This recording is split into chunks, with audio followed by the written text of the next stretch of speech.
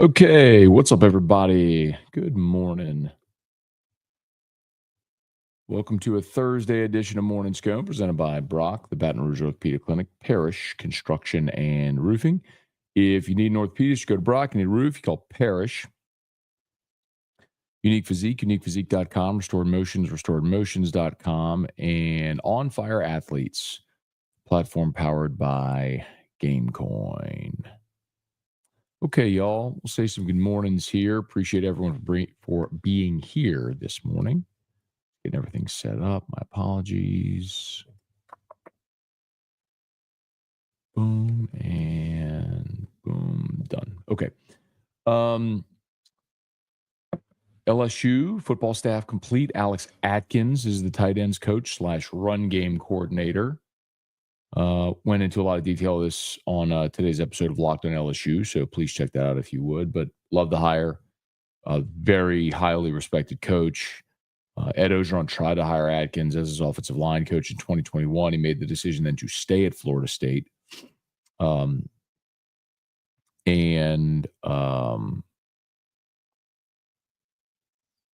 LSU hired Brad Davis, which worked out great. And now you get them both at the same staff. Not only is Atkins a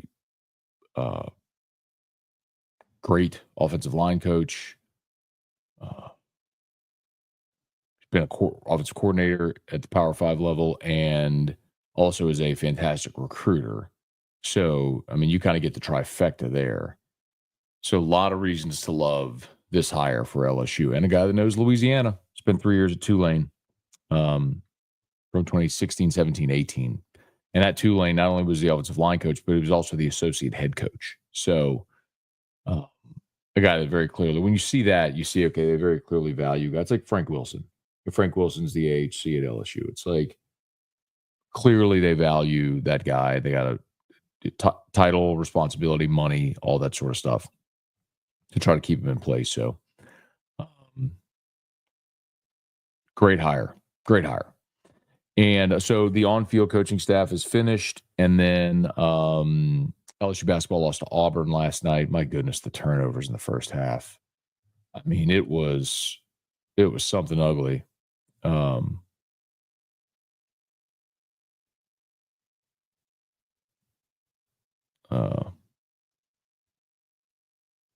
mean, my goodness. 87-74 was the final. Credit the Tigers. They battled it back, got it within 4. Or 5. I think they got it within 5 in the second half. But Cam Carter was really good. But again, you just don't have anything off the bench. I mean, Jordan Sears gave you 11, but Fountain had 3. Miller had 2. Trades played 9 minutes at 2 points.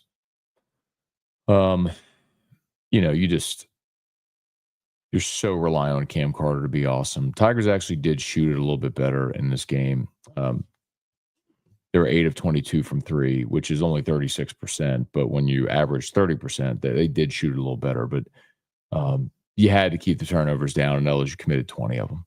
I mean, you averaged 14. They turned teams over 15 times, and man,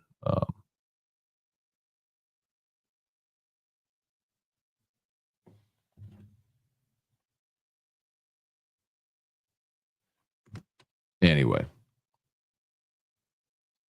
So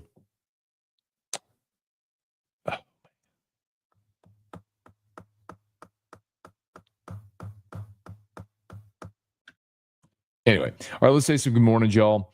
So Tigers lose 87-74, 12-8, 1-6 in the league. The good news is the hardest stretch of your schedule is now done, where you had to play 4 out of 5 on the road, and that included games at Ole Miss, at A&M, at Bama, and then you had to play Auburn at home. I mean, the hardest stretch of your season is over. So you're 1-6. That's brutal. Get it. But the somewhat silver lining is that it lightens up a smidge. You get Texas at home. You're at Georgia. Ole Miss at home. You're at Arkansas, at Oklahoma. You get South Carolina, who's the worst team in the league. Get them in Baton Rouge. You get Florida at home. I mean, look, it's tough. You get Florida, Tennessee, at Mississippi State, at Kentucky, Texas A&M. So you finish with 5 straight ranked opponents. But this is the stretch, these next 6 games where if you're going to make a move, this is your shot to do it. All right, let's say some good morning, Joe. Please smash the like button if you would. Subscribe to the channel, Facebook, like the page, share the post. Hey, Dale, good morning. Tiger should fight. Auburn had too many weapons. Broom was dominant. Broom's great. I mean, I don't know. Cooper Flagg's probably the best player in college basketball, but Johni Broome is awesome too. So, and he's still playing at not 100% after the ankle injury. But yeah, it's great. Hey, Kelly Gross, Bubba Smith, Bianca Emery, good morning. Thomas, good morning. Jingle Gate Day 26.75. Let's go. Just another Esperanto learner. Good morning. Hey, Rex, good morning. Brad, good morning. Michael, good morning. Abner Neal, good morning. Hope everybody's doing awesome. Toki Doki, even more rain. I'm floating away at this point. Well, whenever it rains, we get busy over at Parish. So if you do have any issue with your roof or friend, neighbor, relative, let them know. Parish Construction and Roofing. Brad, do you think Kelvin Shepard will do well as a coordinator? I do. I think, look, he hasn't done it yet. He's been a linebackers coach in the NFL, all with the Lions, but he knows, here's the thing. He knows the players. He knows the system, knows the culture. And that Lions roster is really good. So just by virtue of the fact that you got great players, remember next year they'll be healthy. They'll get Aiden Hutchinson back. Like, he'll be good because they got really good players. But yes, I do think Shep will do great. Hey, Gunner, good morning. Just listened to LSU Media Day interviews from some of the players. Very impressed listening to them. Braswell stuck out in particular. Very well-spoken kid. Yeah. Yeah. I don't know that I have a reaction yet. Rocky, good morning. LSU is the best coaching staff I've had in years. Perhaps Loomis could ask Brian Kelly how to hire great coaches. Usually an assistant, or usually the head coach hires his staff. But certainly is on the GM to hire the head coach and see. Bailey, was basketball supposed to be good? So that's kind of a layered question, Bailey. I believe they were picked by the coaches to finish 14th in the SEC. So they are right about where they were picked right now. But the challenging thing is this LSU team is better than last year's team, a team that went right around 500 in the league. So you're better than you were last year, but your record's worse because the SEC is that much better. I mean, there's 10 ranked teams in the SEC right now. So, I mean, you don't have a bad loss. Like we went through, it's just your schedule has been heinous.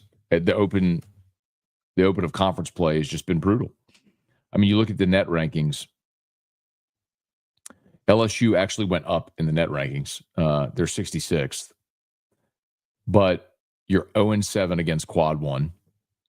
You're 3-1 against quad 2, 2-0 against quad 3, 7-0 against quad 4.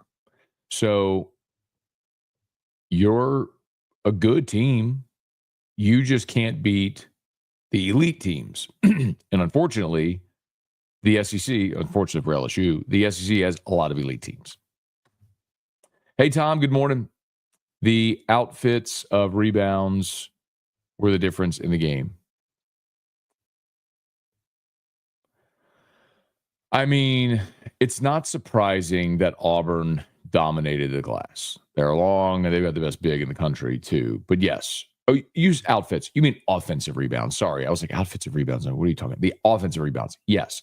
Even Auburn had 25 offensive rebounds in the game. And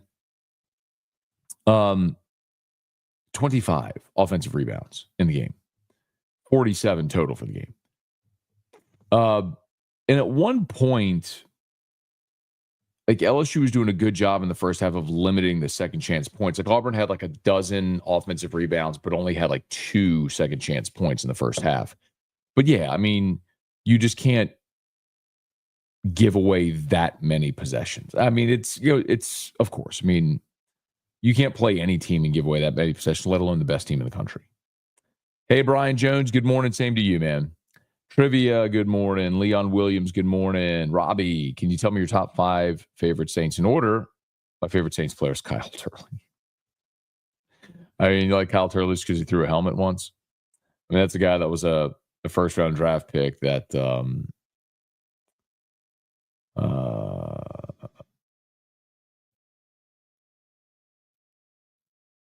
was better known just for being a crazy person than a great lineman. But I don't know, man. I'd have to give that some thought if I was really going to sit there and talk about my top 5. Just off the top of my head, Dalton Hilliard is on the list for sure.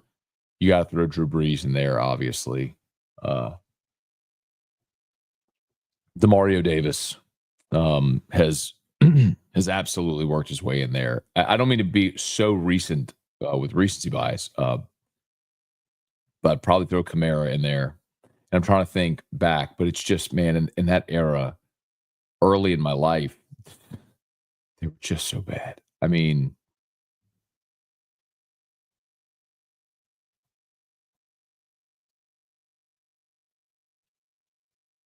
had one more spot. I gotta make sure I.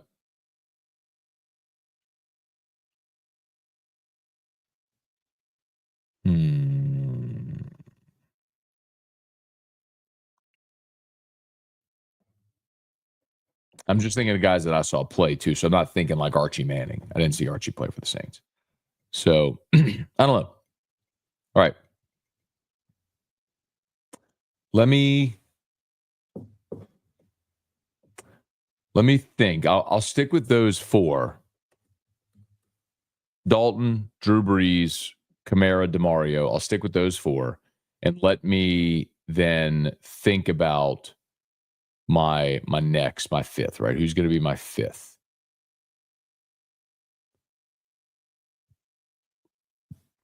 All right.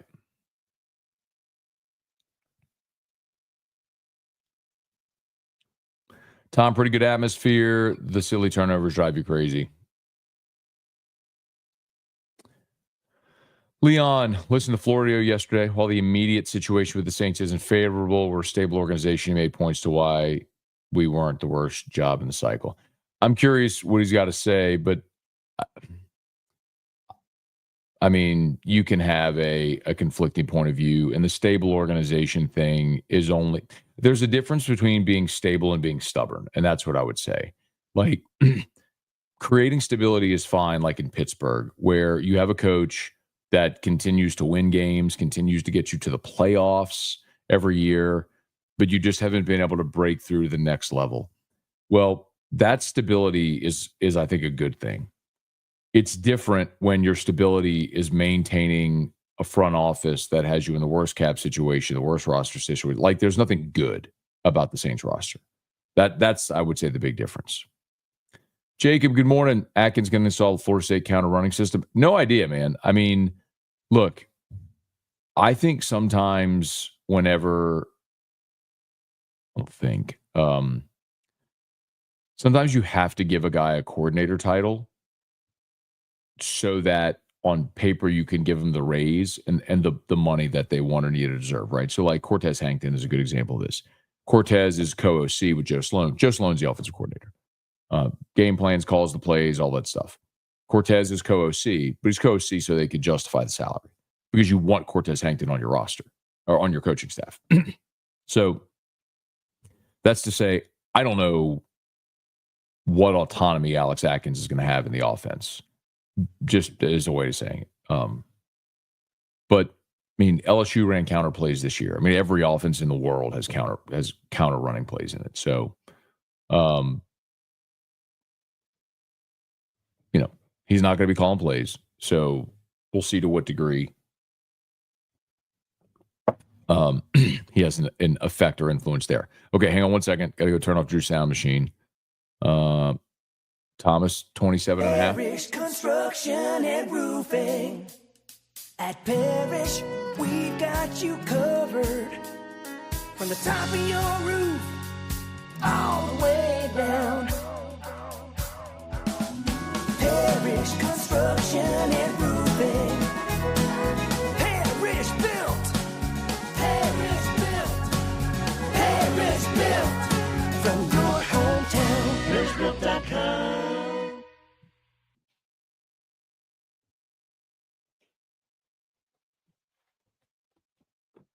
All right. All right. If you need North Peace, go to Brock. You need a roof, you call Parish. Brock locations all over. All over. The greater Baton Rouge area. And of course, Parish. Tokidoki said, I'd love to call Parish. I'm not sure they'd come to DeSoto Parish. Well, maybe. Depends on what you need. Give us a shout. ParishBuilt.com. Chance, did you know Kellen Moore beat Derek Carr in college? Would be weird coaching him. I did. Yeah, Kellen Moore played at Boise at the same time that Derek Carr was at Fresno State. So, and those Boise teams were obviously really good. Kellen Moore, I think, was like, I think he finished as like the all-time winningest quarterback in Division I history. He was like 50-3 as a starter or something like that. It was crazy. But yes, they played against each other, and Boise beat Fresno.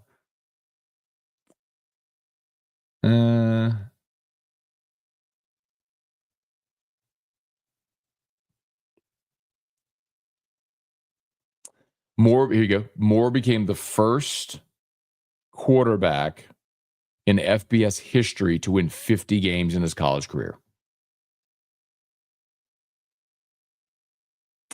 Doesn't say what their record was, but I think it was like 50-3. I knew he won 50 games, but anyway, but yes. Hey, Sean, if I didn't know any better, I'd have thought Benson and Loomis are trying to sell the team. Can't be this incompetent. Lowell, James, Robbie, wouldn't be surprised to see the Washington Commanders in the Super Bowl next year since Kingsbury returned as OC. Washington. Patrick Gamaligan, love the Atkins hire. When do you think LSU will win another basketball game? Potentially Saturday. You're at home against Texas. You can win that game. Again, it was a brutal start to conference play. I mean, the schedule, we talked about like why they needed to get off to a good start with back-to-back games at home against Vandy and at Missouri. Like those two were the ones, and credit Missouri, I think they're much better than many people thought they'd be. And Vandy's pulled some upsets. They stormed the floor twice last week, but at home against Vandy to open the conference schedule and at Missouri were two games you needed to get. Because right now, 3 and 4 is dramatically different than 1 and 6. Like that's going to be the difference between you getting close to 500 and being a bubble team and being out of postseason play altogether. Quentin, good morning. Patrick, you should ask Musso on the show if he's seen Project X. I saw that, Patrick, and I did ask him. He said he did see it. He does not know. He said he saw it once a long time ago. He said he doesn't know the guy you're talking about. Maybe he just doesn't remember. Tony, would you draft Bama and Georgia players if you were the Saints coach? Crane says you only draft from LSU. Saying that I would only draft from LSU or he would only draft from LSU? I mean, of course I would draft Alabama or Georgia players. I wouldn't draft Jalen Milroe because I don't think he's a good quarterback. Like, if I had the chance to draft Jalen Carter, would I pick him? Of course I would. Tiger Diver, good morning. Is there any hope? Hey, Mark, good morning. David, good morning. I can't bet on basketball. Kyle Turley is a born-again Mormon. Well, I knew he was a rock guitar singer. I knew he played guitar. I didn't know he was a born-again Mormon, huh? What does that mean? Charlie, good morning. Tiger Diver, any hope for the basketball team? Yeah. I mean, the schedule lightens up, but you're going to have to win down the stretch some games you're not expected to win to get back toward 500. Matt Dana, good morning. Big game for again, they're not the Lady Tigers. Just a point of clarification. They do not call them the Lady Tigers anymore. They're just the LSU women's basketball team. So they're just the Tigers, no lady. But Yeah, home game against Oklahoma. Number 13 in the country. So back-to-back big nights there at the Maravich Center. Under the lights, good morning. Bailey, it's okay to be recent with your Saints list. There really isn't much good for the first 40 years. Ricky Jackson, Rofe should be in the top 5 best players. Well, if you're talking about best players, yes. I mean, those are 2 Pro Football Hall of Famers, and so is Morton Anderson. So, yeah. And listen, Dome Patrol was awesome. And of the Dome Patrol, my favorite player of the Dome Patrol was actually Pat Swilling. So if I was going to pick one of them, it would be Swilling. So my brother loved Sam Mills and Vaughn Johnson.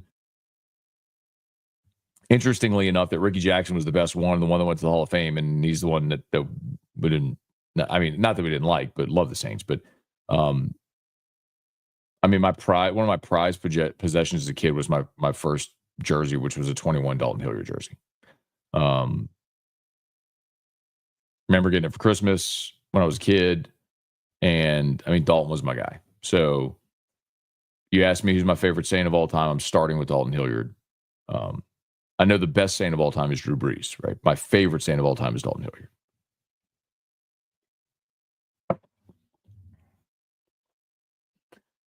Hilliard. Jason H., good morning. Chuck Muncie was the most talented Saints running back all time, according to A-Bear. Hey, pulled up my Ruckus New Balance today. There you go. Ruckus103.com, Ruckus103.com, Ruckus103.com. Hey, David. Ricky Jackson's in the Hall of Fame. Is there a quarterback you take in round 1 this year? Shadur. I was bullish on Shadur a year ago. I think a lot of people sort of poo-poo Shadur because of Dion, which I think is silly. I think last year Shadur Sanders showed everything that I needed to know about him. And we know the physical ability is there, but he got the crap kicked out of him last year. Not 24, 23. I mean, he got sacked more than any quarterback in the country. And the only reason they were competent was because of him. And then he was awesome this year. So, yes, I would draft Shadur Sanders. I'll be curious about the rest of the guys at or near the top of this draft class to see how they go. But if I was going to take one this year, I would take Shadur. Jeff, good morning. Leon, I don't think the Saints can tank if everyone is healthy next year because we do have some talent. Cut Carr, sign a veteran, hit on a couple draft picks. We can compete in 26 and win again. So I would. Okay. I agree. If Derek Carr is back, you're not going to be bad enough to pick in the top 5. Because as I've said, Derek Carr is a bottom, middle, upper, bottom tier quarterback in the NFL. Starting quarterback, but he's still a starting quarterback. So you're never going to win anything of significance with him, but you're also never going to completely bottom out if he's starting. So now I would cut Derek Carr. Designate him as post June 1 release, save $30 million against the cap this year.